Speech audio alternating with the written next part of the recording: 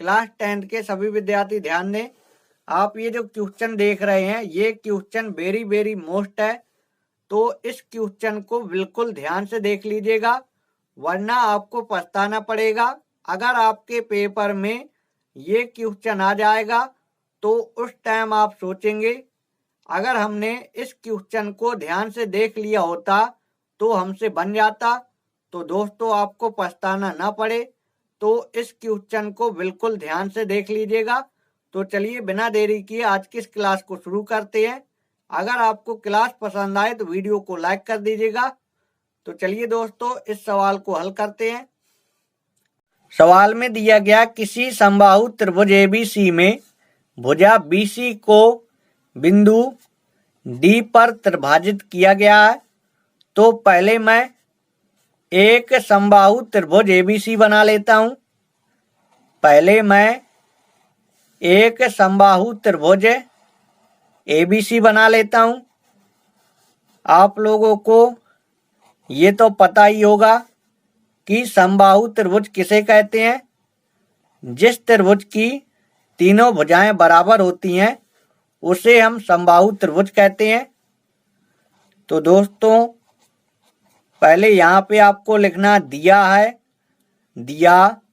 है, जो दिया इसको लिखना है एबीसी एक समबाहु त्रिभुज है। कैसा त्रिभुज है दोस्तों? समबाहु त्रिभुज है। समबाहु त्रिभुज है।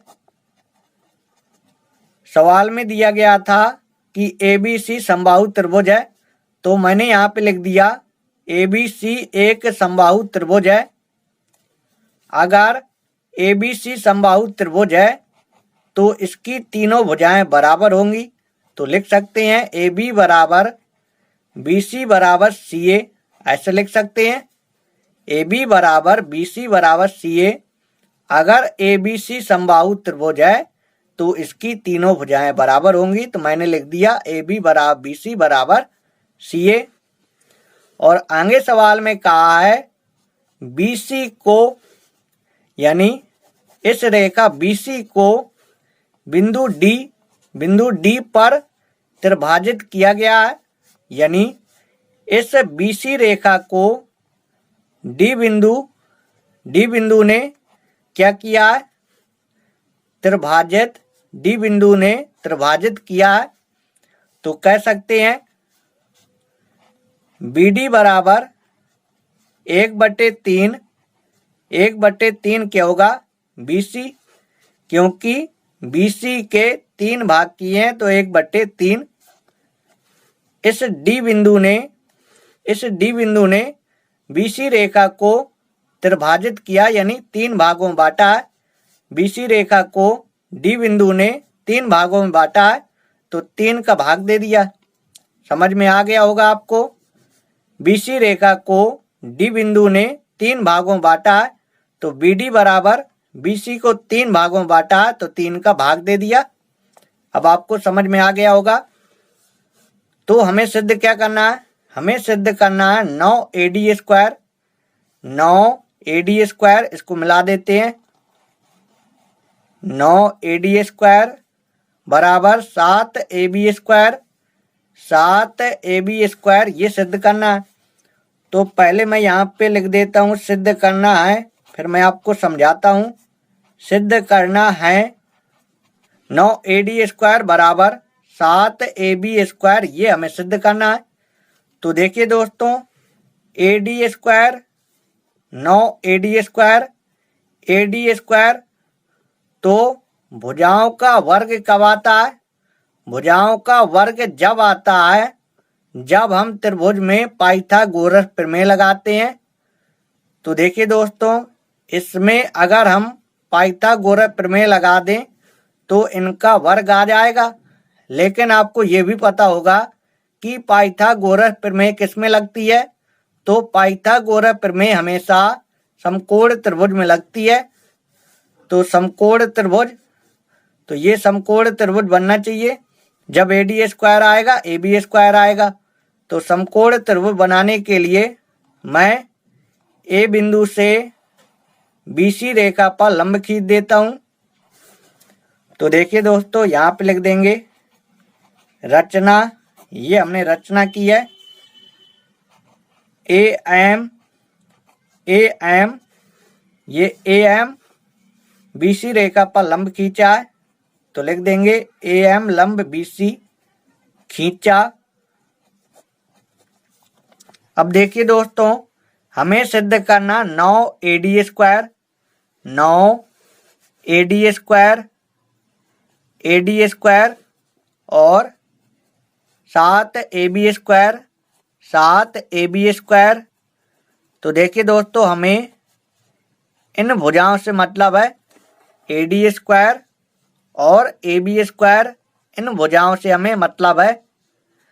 तो देखिए दोस्तों, पहले ये बड़ा वाला त्रिभुज लेंगे। पहले ये बड़ा वाला त्रिभुज AMB, फिर हम लेंगे ये छोटा वाला त्रिभुज AMD। तो देखिए दोस्तों, पहले मैं बड़ा वाला त्रिभुज लेता हूं। तो यहाँ पे लिखेंगे समकोण त्रिभुज AMB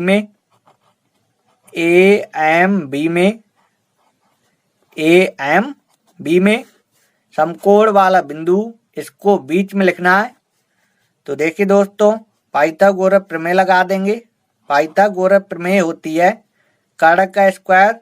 तो कर्ण AB है, AB के square AM square plus MB square.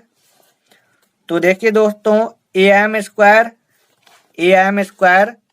AM ये वाली भुजा दोनों त्रिभुज में कॉमा है। AM स्क्वायर ये वाली भुजा AM दोनों त्रिभुजों में कॉमा है। इस त्रिभुज में ये वाली भुजा आएगी और इस त्रिभुज में भी ये वाली भुजा आएगी, यानी ये भुजा दोनों त्रिभुजों के लिए कॉमा है। तो AM स्क्वायर इसको आपको नहीं हटाना है, AM स्क्वायर इसको आपको नहीं हटाना है, ये अपने आप हट जाएगा। AM स्क्वायर की जगह मान रख देंगे। अभी आपको समझ में आएगा कैसे मान रखा जाएगा। AB स्क्वायर ये तो हमें सिद्ध करना है, तो AB स्क्वायर को हमें कुछ नहीं करना है। MB स्क्वायर MB, तो यहाँ पे देखिए MB ये सिद्ध करने में नहीं है, तो इससे तो हमें हटाना पड़ेगा MB स्क्वायर। तो MB यहाँ पे ध्यान से देखिए, MB को हमें हटाना है। तो MB को हम लिख क्या सकते हैं? तो MB को हम ऐसा भी तो लिख सकते हैं, BC का आधा कर दें। अगर हम BC का आधा कर दें तो MB के बराबर हो जाएगा। इस बात को समझिए, ये जो M है BC रेखा का मध्य बिंदु है। अगर हम BC का आधा कर दें, BC का आधा कर दें तो MB के बराबर हो जाएगा। अगर BC का आधा कर दें तो MB के बराबर हो जाएगा, क्योंकि BC जो है MB का 2 गुना है। ये जो BC है MB का 2 गुना है। अगर BM को BC के बराबर करना है तो BC का आधा कर देंगे तो BM के बराबर हो जाएगा। BC का आधा कर दें तो BM या MB के बराबर हो जाएगा। तो देखिए दोस्तों, BC आ गया। अब आप लोग कहेंगे कि जो हमें सिद्ध करना है उसमें BC नहीं है।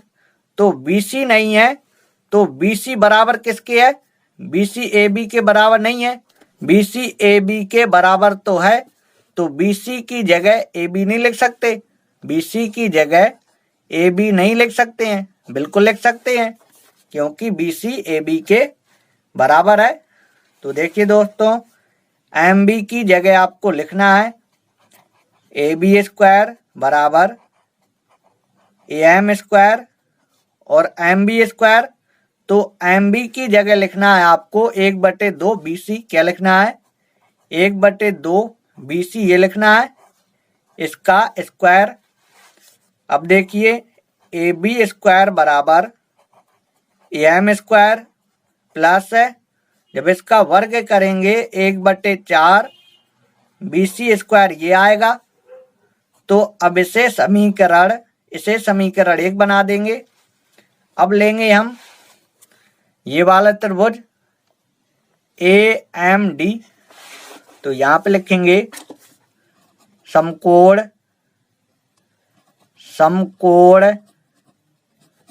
त्रिभुज AMD में क्या लिखेंगे, समकोण त्रिभुज AMD में लिखेंगे। तो देखिए दोस्तों, हमेशा समकोण वाला बिंदु बीच में लिखना है, नहीं गलत हो जाएगा। तो AD स्क्वायर पाइथागोरस प्रमेय लगाएंगे, बड़ी भुजा का वर्ग AD स्क्वायर बराबर लंब का स्क्वायर प्लस आधार का स्क्वायर।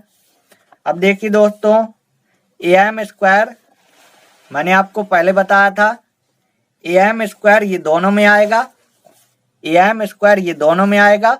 तो पहले इसको एक काम करिए, इसको यहाँ लिख लीजिए, AM स्क्वायर इसको पहले लिख लीजिए, और AD स्क्वायर ये इसी साइड रहने दीजिए, इसको इस साइड भेज देंगे। तो ये माइनस को जाएगा, minus MD square. AM square की जगह यहाँ पे देखिए, AM स्क्वायर की जगह AM स्क्वायर का मान रख सकते हैं, नहीं रख सकते। AM स्क्वायर की जगह हम AM स्क्वायर का मान रख सकते हैं। तो AM स्क्वायर अपने आप गायब हो जाएगा। यही बात मैंने आपको पहले कही थी, ये जो AM है दोनों में ओवेनेस्ट है। तो AM स्क्वायर ये अपने आप गायब हो जाएगा। इस AM स्क्वायर की जगह इस AM स्क्वायर का मान रख देंगे, तो AM स्क्वायर अपने आप हट जाएगा। AM स्क्वायर बराबर AD स्क्वायर, इससे आपको कुछ नहीं बोलना है, क्योंकि ये सिद्ध करने में है। AD स्क्वायर से आप लोगों को बिल्कुल भी कुछ नहीं बोलना। MD स्क्वायर, तो MD, अब यहाँ पे ध्यान से देखेंगे, MD को क्या लिख सकते हैं, MD इसको क्या लिख सकते हैं, तो MD अगर MB में से क्या घटा दें, अगर MB में से BD घटा देंगे तो ये MD ना आ जाएगा। अगर हम MB में से BD घटा दें तो MD आ जाएगा। ये बिंदु M है, ये बिंदु M है। अगर हमें MD लाना है, तो MD लाने के लिए अगर MB में से BD घटा देंगे तो MD आ जाएगा। यानी MD को लिख सकते हैं BM माइनस BD ये लिख सकते हैं, BD ये लिख सकते हैं। तो देखिए दोस्तों, MD की जगह हमें लिखना है BM। तो BM को मैंने पहले बताया था, इसे लिख सकते हैं 1/2 BC ये लिख सकते हैं, 1/2 BC ये लिख सकते हैं। और BD, तो BD का मान सवाल में दिया है, BD की जगह 1/3 BC ये लिख सकते हैं। तो पहले आप लोग एक काम करिए, MD की जगह क्या लिख सकते हैं, MD की जगह लिख सकते हैं BM माइनस BD। क्या लिख सकते हैं, BM माइनस BD लिख सकते हैं। तो पहले ये लिख दीजिए BM माइनस BD ये लिख सकते हैं, और इसमें वर्ग लगा तो वर्ग लगा दीजिए। AM स्क्वायर बराबर AD स्क्वायर माइनस BM। तो BM तो मैंने अभी बताया, BM की जगह लिख सकते हैं 1/2 BC ये लिख सकते हैं, माइनस BD को हम लिख सकते हैं 1/3 BC।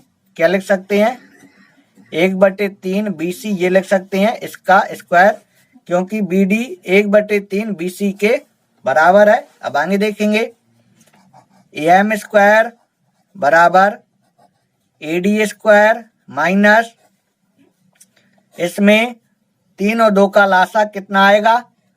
3 और 2 का लासा आएगा 6, तो 2 का भाग देंगे 6 में, 3 बार जाएगा, 3 का गुणा BC में, तो यहाँ पे हो जाएगा 3 BC, 3 दूनी 6, 3 के पहाड़े में 2 बार में 6 आता है, 2 का गुणा BC में, तो 2 BC ये आएगा, इसका स्क्वायर। अब आगे देखेंगे AM स्क्वायर बराबर AD स्क्वायर माइनस यहाँ पे 3 BC में से 2 BC घटा देंगे, तो यहाँ पे 1 BC बचेगा बटे 6, इसका स्क्वायर। अब आगे देखेंगे AM स्क्वायर बराबर AD स्क्वायर माइनस इसमें अंश और हर दोनों का वर्ग करेंगे, तो BC स्क्वायर आ जाएगा बटे 6 का वर्ग 36। तो दोस्तों इसे समीकरण 2 बना देंगे। अब लिखेंगे यहाँ पे समीकरण 1 व 2 से, समीकरण 1 व 2 से, तो यहाँ पे AB स्क्वायर लिखा है, AB स्क्वायर बराबर समीकरण 1 व 2 से लिखा मैंने, तो समीकरण 1 और समीकरण 2 देखना है। AB स्क्वायर बराबर AM स्क्वायर, AM स्क्वायर की जगह क्या लिख सकते हैं? इसकी जगह लिख सकते हैं AD square minus BC square बटे 36 ये लिख सकते हैं, प्लस 1/4 BC स्क्वायर। अब आगे देखेंगे इसके बटे में 1, इसके बटे में 1, तो देखिए दोस्तों लासा क्या आएगा? लासा आएगा 36, तो 1 का भाग देंगे 36 में, 36 बार जाएगा, 36 का गुणा AB स्क्वायर में, तो ये आएगा 36 AB स्क्वायर बराबर यहाँ पे आएगा 36 AD स्क्वायर, और यहाँ पे आएगा BC स्क्वायर। 4 नम 36, 9 बार में 9 का गुणा, तो यहाँ पे आएगा 9 BC स्क्वायर। अब देखिए दोस्तों 36 AB square, 36 AB square, BC square लिखा है, इसको पहले हिस्सा ले आइए, प्लस का BC स्क्वायर हो जाएगा, इसको हिस्सा ले आएंगे, माइनस का 9 BC स्क्वायर हो जाएगा, ये इसी side 36 AD square BC square, इसको मैं इस साइड क्यों लाया हूं आपको पता चल रहा होगा। BC स्क्वायर इसकी जगह AB लिख सकते हैं, क्योंकि BC AB के बराबर है, BC AB के बराबर है, ये तीनों भुजाएं बराबर है। BC की जगह AB लिख सकते हैं, BC की जगह AB लिख सकते हैं, तो पूरी जगह AB हो जाएगा, तो मैंने इसलिए BC स्क्वायर को एक साइड लिखा था।